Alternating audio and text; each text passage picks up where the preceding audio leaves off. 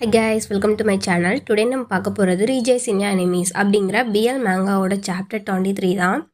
So இந்த மேங்காவோட ஸ்டார்டிங்கில் ரென்னும் சென்னும் வந்து ஹாஸ்டல் ரூமுக்கு போய்கிட்டு இருப்பாங்க. அப்படி போகும்போது அவங்க அம்மாவோட மெசேஜ் வந்து ரிசீவ் ஆகும். அதை பார்த்துட்டு நான் செத்தேன், எங்கள் அம்மா இப்போவே என்னை மீட் பண்ணணும்னு சொல்கிறாங்க அப்படின்ட்டு ரென் சொல்கிறான். சென் வந்து கொஞ்சம் நர்வஸ் ஆகிட்டு ஒரு நிமிஷம் அப்படின்னு சொல்கிறான். ஆக்சுவலாக நீ ஒரிலாம் படாத, நான் பார்த்துக்கிறேன் அப்படின்ட்டு ரென் சொல்ல வரான். அதுக்குள்ளே நம்ம சென் வந்து முந்திக்கிட்டு என்னை வந்து மாட்டி கொடுக்க மாட்டல்ல அப்படிங்கிற மாதிரி கேட்க, நல்ல ஃப்ரெண்டா நீ அப்படிங்கிற மாதிரியே ரென் பார்க்குறான். அந்த சீன் அதோட கட் ஆகுது. ஆஃபீஸ் ரூமில் ரென் வந்து அவங்க அம்மா கிட்ட அடி வாங்கிட்டு இருக்கான். காற்றை பிடிச்சி நல்லா திருக்குன்னு திருக்குறாங்க. அவன் வந்து வழியில் கத்திக்கிட்டு இருக்கான். உனக்கு எவ்வளோ தைரியம் இருந்தால் உன் கிளாஸ்மேட் கூட சேர்ந்துக்கிட்டு என்கிட்டே நீ பொய் சொல்வ. அம்மா அப்படிலாம் இல்லைம்மா அப்படின்ட்டு ரென் சொல்கிறான். பொய் சொல்லாத, உன் ஃப்ரெண்டு கூட சேர்ந்துக்கிட்டு டியூட்டர் மாதிரி நடிக்க கூட ஆரம்பிச்சிட்டல்ல. அதுவும் என்ன சொன்னா, ஒரு ஹவருக்கு உனக்கு 500 ரூபாய் வேணும்னு கேட்டல, ரெக்கமெண்டேஷன் வேற இதில் அப்படிங்கிற மாதிரி அவங்க அம்மா திட்டுறாங்க. அம்மா நீங்கள் நினைக்கிற மாதிரிலாம் எதுவும் இல்லை, நான் தான் எல்லாத்தையுமே பிளான் பண்ணேன், சென்னுக்கும் இதுக்கும் சம்மந்தமே இல்லை அப்படின்னு இவன் சொல்கிறான்.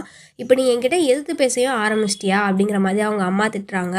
நம்புறீங்களா இல்லையாங்கிறது எனக்கு தெரியல, ஆனால் நாங்கள் 2 பேரும் படிக்க தான் செஞ்சோம். நீங்களே ஸ்கூலில் கேள்விப்பட்டிருப்பீங்க, சென் தான் வந்து எங்கள் கிளாஸ்லேயே ஃபர்ஸ்ட்டுன்ட்டு. அது மட்டும் இல்லாமல் என்னோட கிரேட்ஸும் வந்து இப்போ இம்ப்ரூவ் ஆகிருக்கு. அது எல்லாத்துக்குமே காரணம் வந்து அவன் தான் என்னை என்கரேஜ் பண்ணான். எனக்கு டியூட்டர் பண்ணையிலே அவன் தான் பெஸ்ட் பர்சன் அப்படிங்கிற மாதிரிலாம் இவன் புகழ்ந்து தள்ளுறான். அவங்க அம்மா வந்து இதை அக்செப்ட் பண்ணாலும் இவங்கிட்ட ஒத்துக்க மாட்டேங்காங்க. அது 2 வேறு விஷயம் அப்படிங்கிற மாதிரி அவங்க சொல்கிறாங்க. மாம் அப்படின்னு சொல்லிட்டு இவன் பின்னாடியே போகிறான். நான் உனக்கு ரொம்ப செல்லம் கொடுத்து கெடுத்து வச்சுட்டேன், ஸோ ஒழுங்காக கேளு, நெக்ஸ்ட் டைம் எக்ஸாமில் நீ லாஸ்ட் மார்க் வந்தா அப்படின்னா வீட்டு பக்கம் வரணும் அப்படிங்கிறத நீ நினச்சி கூட பார்க்காத அப்படின்ட்டு அவங்க அம்மா சொல்கிறாங்க.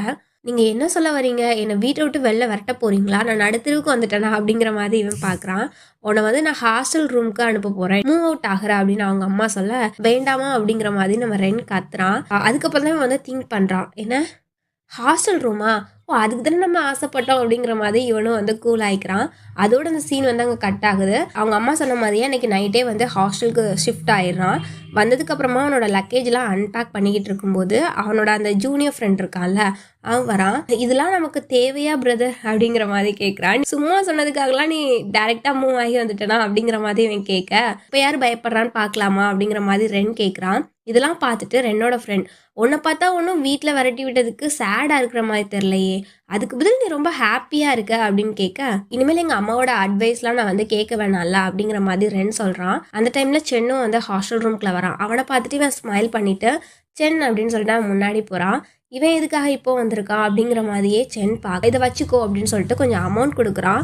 எதுக்காக கொடுக்குற அப்படிங்கிற மாதிரி நம்ம சென் கேட்க, என்னால் தானே உனக்கு ஜாப் போச்சு, அதனால தான் இதை வச்சுக்கோ அப்படிங்கிற மாதிரி சொல்கிறான். சென் வந்து அந்த அமௌண்ட்டை வாங்கிக்கிறான். அந்த மணிக்காக ஒன்றும் நான் வேலை பார்க்கல அப்படிங்கிற மாதிரி இவன் சொல்கிறான். அப்போ எதுக்காக பண்ண அப்படிங்கிற மாதிரி நம்ம ரென் கேட்க, இவங்க 2 பேருக்கும் பின்னாடி ரென்னோட ஃப்ரெண்டும் ஜூனியரும், பாத்தியா பாய் தான் வந்து அமௌண்ட் வேணாங்குது, ஆனால் கையை பாரு அமௌண்ட்டை வாங்கி டக்குன்னு பாக்கெட்டில் வச்சுட்டாங்கிற மாதிரி கலாய்க்கான். உனக்காக தான் அப்படின்ட்டு சென் வந்து அவனோட டயலாக கண்டினியூ பண்ணுறான். பியூராக வந்து உனக்கு ஹெல்ப் பண்ணணும் அப்படிங்கிறதுக்காக தான் அந்த ஜாபை வந்து அக்செப்ட் பண்ணேன், நம்ம 2 பேரும் ஃப்ரெண்ட்ஸ் தானே அப்படிங்கிற மாதிரி இவன் கேட்க, அவனும் ஆமாம் ஆமாம் அப்படின்னு சொல்லிட்டு தலையை சொல்லிடுறான்.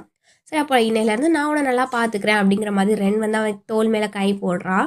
இதெல்லாம் பார்த்துட்டு ஜூனியர் வந்து, தோல் கொடுப்பான் தோலங்கிறது இதுதானா, சீக்கிரமாக க்ளீன் அப் பண்ணுங்க, இன்னும் கொஞ்சம் நேரத்தில் லைட் அவுட் பண்ணிடுவாங்க, ஆஃப் பண்ணிடுவாங்கங்கிற மாதிரி சொல்ல ரென்னும் அங்கேருந்து போகிறான். 2 நாளாக வந்து நைட்டு தூங்கவே முடியலை, பெட்டு வேற ரொம்ப ஹார்டாக இருக்குது. யாரோ எழுதுற மாதிரி சவுண்ட் வந்து கேட்டுகிட்டே இருக்கு. யாரா இந்த நைட்டில் எழுதுறது அப்படின்ட்டு ரென் எட்டி பார்க்குறான். ரொம்ப நேரம் ஆயிடுச்சு, பட் இவன் இன்னும் படிச்சுக்கிட்டே இருக்கான். நாங்கள் 2 பேரும் சேம் ரூஃபை ஷேர் பண்ணல அப்படின்னா எனக்கு தெரியாதா, இவனும் டயர்டாகி அந்த டெஸ்க்லேயே தூங்குவாங்கிறத நான் பார்த்துருக்க மாட்டேன்ல அப்படின்ட்டு அவனே பார்த்துட்டு இருக்கான். சரி ரொம்ப லேட் ஆகிடுச்சு அப்படின்னு சொல்லிட்டு அவனை தூக்குறான். தூக்கி அந்த பெட்டில் வந்து படுக்க வைக்கிறான். பெட்டில் போடும்போது எல்லா கொரியன் சீரியஸ்லையும் வர மாதிரி அவனோட பேலன்ஸ் வந்து மிஸ் ஆகிடுது. மிஸ் ஆகி இவன் வந்து அவன் மேலே விழுந்துடுறான். விழுந்து லிப் டு லிப் கிஸ் அடிச்சிடுறாங்க. அதோட இந்த சீன் வந்து இங்கே க்ளோஸ் ஆகுது. உங்களுக்கு நான் எப்படி ரிவ்யூ பண்ணியிருக்கேன் அப்படிங்கிறத நீங்கள் கமெண்ட் பண்ணுங்கள். இந்த வீடியோ பிடிச்சிருந்தா லைக் பண்ணுங்கள். தேங்க்ஸ் ஃபார் வாட்சிங்.